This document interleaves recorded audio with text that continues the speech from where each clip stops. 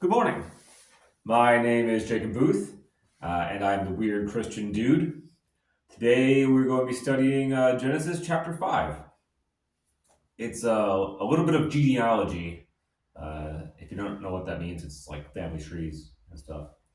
Uh, Sometimes you'll find it boring, but it's necessary. So here we go. Verse 1. This is the book of the generations of Adam. In the day that God created man, in the likeness of God made he him.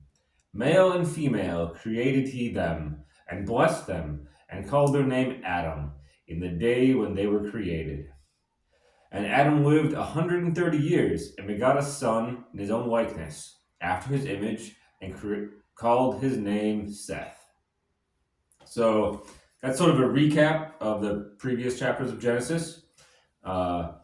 And 130 years is when all that stuff happened. There's no Stone Age. That doesn't exist. It went from garden to building a city and having harps and bronze and iron tools. And so that's how civilization began in the first 130 years. There's no Neanderthals in a cave. There are cultures presently that are that primitive, but it's not correlated directly with a timeline, if that makes sense. Okay, verse 4. And the days of Adam, after he had begotten Seth, were 800 years, and he begot sons and daughters. And all the days that Adam lived were 930 years, and he died. That's a really long time. That's a long life, 930 years.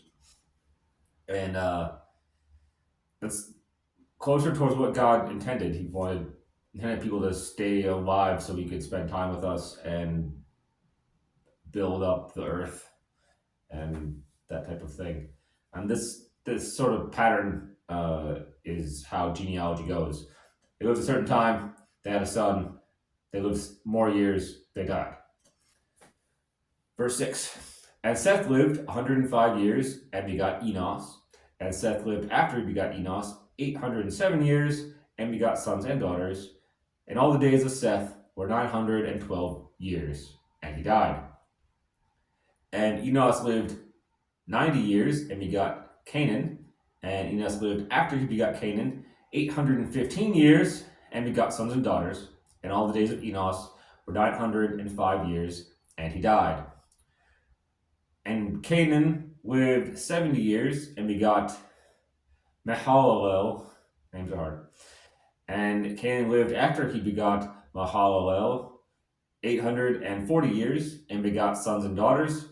And all the days of Canaan were 910 years, and he died.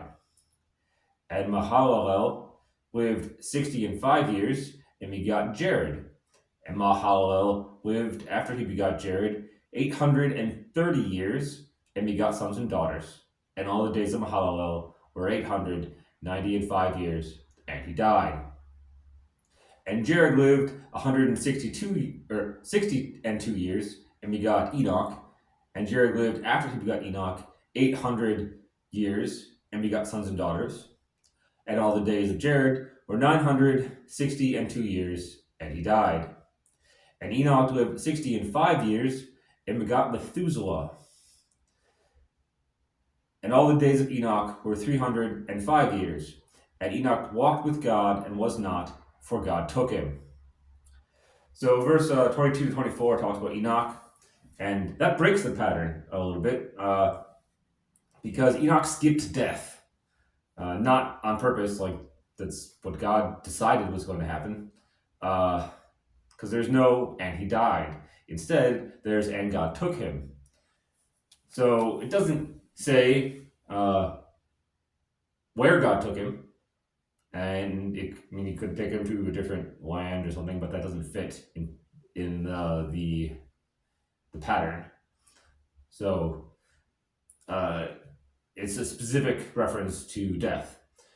And we know that Enoch was very specifically not taken to heaven. And you may wonder, why would you say that? That's so weird.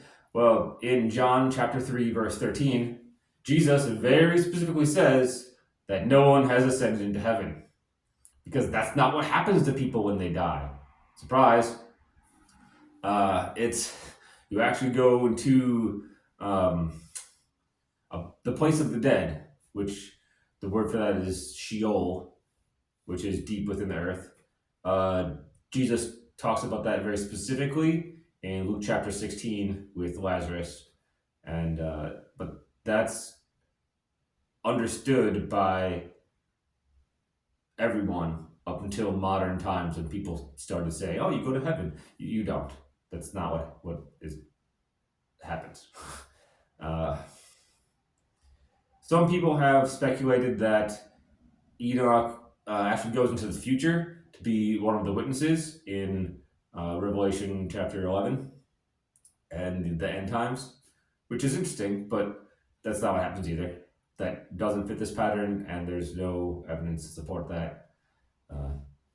We can get into that some other time, but specifically talks about his death, and so that's how that goes.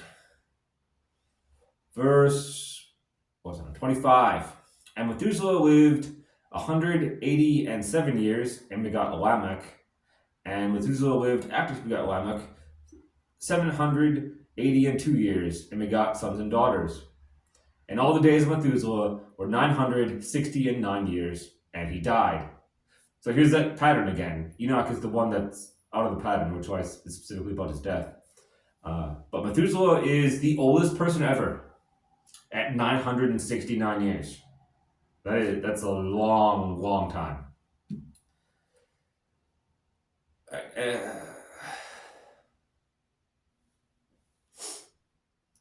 Verse 28. And Lamech lived 182 years and begot a son, and he called his name Noah, saying, This same shall comfort us concerning our work and toil of our hands, because of the ground which the Lord hath cursed. So, names in the Old Testament usually carry some other additional meaning that's tied into it, and this is how that works. It's not always told what the meaning is. A lot of times, if you look up Hebrew names, they'll give you extra information about them. But this is a reference to Genesis chapter 3, verse 17, when the ground was cursed by God because of Adam and Eve eating the apple. So that's a reference to. Verse 30. And Lamech lived after he begot Noah 595 years and begot sons and daughters. And all the days of Lamech were 777 years, and he died. And Noah was 500 years old, and Noah begot Shem, Ham, and Japheth. This is where it ends. 500 years until you have kids. That's really something. But it sets up for the next stage of history with Noah and the Great Flood. So there you go. That's basic genealogy. Thank you for watching. Have a wonderful evening. And you're always welcome to come and talk to me.